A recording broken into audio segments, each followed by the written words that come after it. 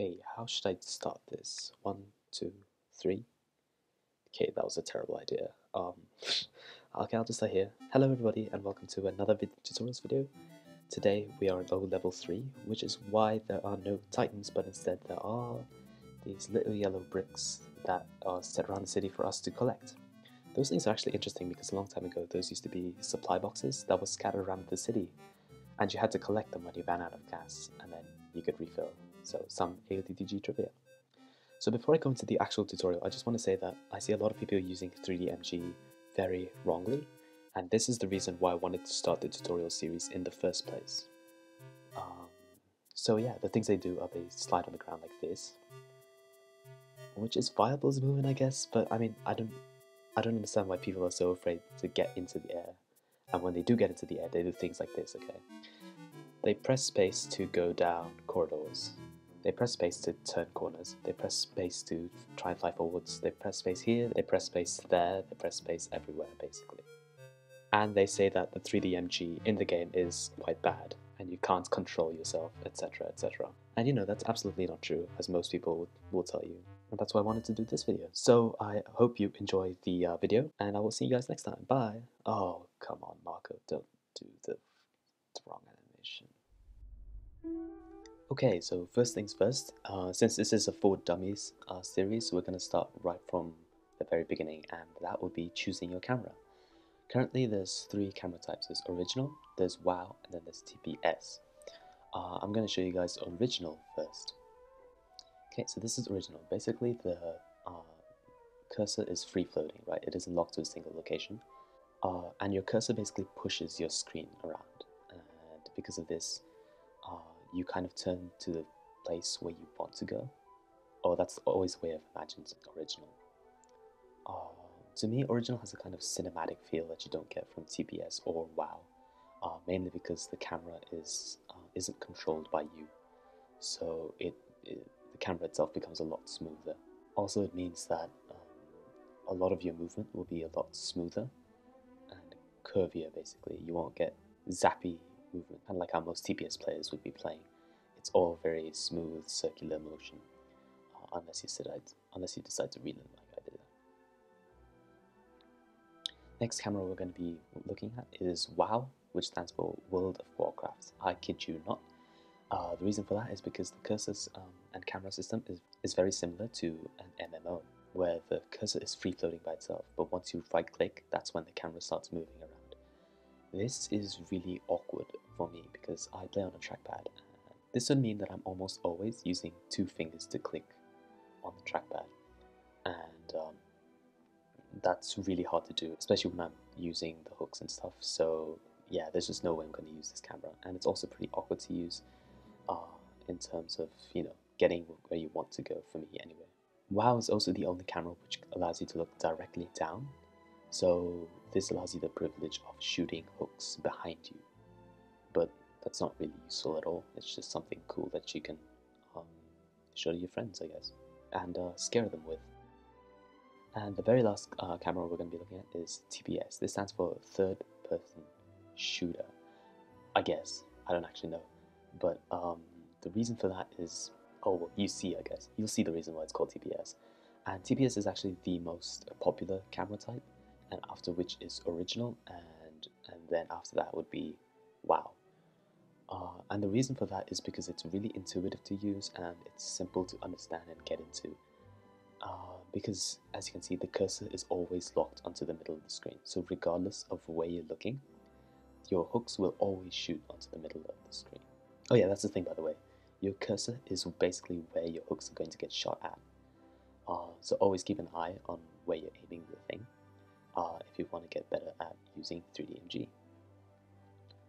All that being said, there isn't much to add, apart from the fact that I suggest you guys start with TPS, but at the same time, I also suggest that you guys should look into each of the camera types more in depth on your own, and just kind of have like a 5-minute play session with it and see if you can live with it. And if you can, then just experiment some more, and you'll eventually get to see which one you like the most. Devin Marco, used the wrong animation again. Next segment is going to be all about ground movement. Okay, there isn't much to this. There's about 6 keys that have anything to do with ground movement. There's forwards, backwards, left, right, jump, and dodge, which are W, S, A, D, left shift, and left control. And basically all of these allow you to move around on the ground without having to use 3DMG at all. So basically all of these relate to if you run out of gas and you can't use 3DMG at all. So there you go, that's WASD movement, and you can combine any of those letters to go diagonally. If you tap shift, then you jump into the air, kind of like this. And then if you press control, then you automatically dodge backwards. But if you're holding a directional button when you press control, then you automatically go in that direction. And of course, you can do that with any direction at all. Dodging is faster than running, and there's no cooldown at all, which means that if you run out of gas, it'd be much smarter to dodge to the refill station. The next section is going to be all about shooting hooks. So there's a few ways to shoot hooks. The first one is space, and it shoots both of your hooks out. If you keep holding space, you'll just continue to get hooked. Okay. The way you can tell where the hooks are going to go is, can you see those 2 arrows on either side of the cursor in the middle? Yeah, that's basically where your hooks will go. So, Feng has designed a way to, show us where the hooks will go regardless. The hooks themselves will shoot directly at the cursor if you press the buttons Q and E. These are single hooks. Q shoots at your left hook and E shoots at your right hook. If you hold them, then they stay there until you let go of Q and E, and you can shoot them together to pull yourself or to maneuver in a different way. The next section is going to be about using gas. Now, gas is actually the jump button, except you just hold it instead of tapping it. So tapping it will just let you jump, but holding it gives you a big gas burst. And if you just jump normally, then you get that. But if you actually use gas, then you'll realize that it pushes you a lot. And what you can do is you can combine this push from gas with the 3DMG to go a lot faster than you otherwise would have. And then this would be without using gas. So obviously you can just fly to basically completely different parts of the city really quickly using gas. Also, using gas allows you to have sharper turns, which means it doesn't take you as long. Like as you can see here, without using gas, you kind of lag behind on the curves, and it slows you down a lot. But if you turn on gas, then you just kind of swoop past the corners, and there's no trouble at all. There's a reason for that, but I'm going to go into that more in depth in the next video. So yeah, using gas gives you a lot of that utility. Something else gas can do is, can you see here that when I go into the air, I actually have no way to control myself if I don't use gas.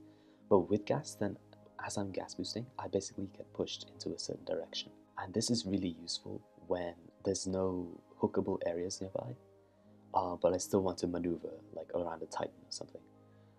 I can just use gas booster to fly in a certain direction that I want, as opposed to not being able to change my momentum at all once I get into the air. An example of this is right here. You can see that I really start slowing down. As you can tell by the gas burst, they all kind of condense. And rather than following a perfect parabolic path, I start just gently falling straight down, like vertically down, because that's kind of how physics works.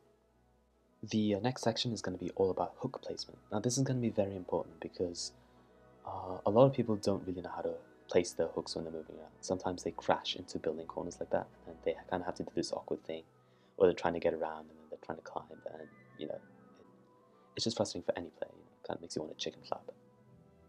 Well, whatever. If that happens to you a lot, what you have to remember is that you have to put your hook to the farthest part of the building as you can possibly risk yourself to put it. And the reason I think that a lot of people keep getting this wrong is because they keep thinking that the 3DMG is going to do something like this, where your weight basically carries you forward. Your momentum carries you forward and stretches the rope so that you actually bend around the corner. But that's not the case. There is a way you can do that, but it's not by hooking onto the building early. So just keep that in mind. Something else that I see a lot is people, when they're trying to climb buildings, they do stuff like this, where they climb super low and then they just wall run up, which is it's inefficient. Or else they aim really high, but then they shoot one hook which is close, but they're not quite doing it right. The thing is, 2 hooks actually has a greater vertical acceleration than 1 hook. So if you're trying to get over a building, then aim really high and shoot 2 hooks. The next section is going to be all about crashing, okay? This is what I see a lot. People, when they hit a wall, they just kind of like hit it and then glide away as if, they don't know what they're doing. And then, yeah, they get stuck on the ground, which is never good for 3D at all. What you actually have to do is, as you're approaching the surface, as soon as you hit it, let go of W. And what that does is, it backflips you off the wall. And yeah, that basically allows you to just 3D away as fast as you can. And if there's a Titan nearby, then there's less chances of it killing you.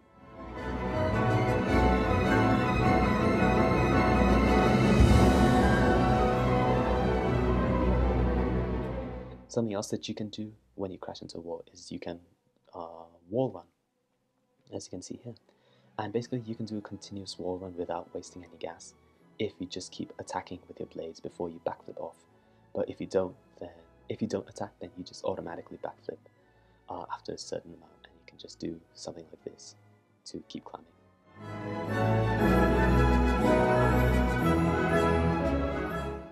Okay, this next section is very important because reeling is by far one of the biggest parts of the game. Basically what you do is you have to use gas for reeling, and by the gas I mean gas booster, and you have to be moving in an arc. Now what do I mean by arc? Arc is basically anything that's circular in motion, kind of like this. Once that happens, if you scroll down, then you get automatically drawn towards where your hook is located. So if I can hook onto here, I use gas, I'm in an arc, and I scroll down. And that basically reels me in. Now why is this useful? It's useful because if you're moving around a Titan, you just hook onto the nape, and if you're fast enough, then when you reel in, you should shoot directly towards their neck. That's reeling in though. You can also reel out by scrolling up. And basically that allows you to have more rope and allows you to use 3D in more interesting ways, which I don't think a lot of people actually do use it for, even though in general it's useful. And once you get used to it, you can combine scrolling in and scrolling out to get some really cool movement going. So, yeah, this has been a really long video, but I definitely think that this is perhaps the most worthwhile video to watch because 3D is really the basis of this game, okay? Feng, or I guess someone in the comments was telling me that it's pronounced Feng, so Feng. I don't know if I pronounced that any better, but yeah. Feng has designed the game so that it is optimal for 3D and if you go into the forest at any time, then you can obviously tell that for yourself. And killing Titans depends on your ability with 3D getting high points is all about building up enough speed when you reach the nape. So there's going to be a follow-up video on this matter where if you have any questions, I'll be happy to answer them. And there's also going to be a part 2 to this 3D because the video turned out to be way too long for me to fit everything. So yeah, with all that being said, that is the basics of 3D in the Attack on Titan tribute game.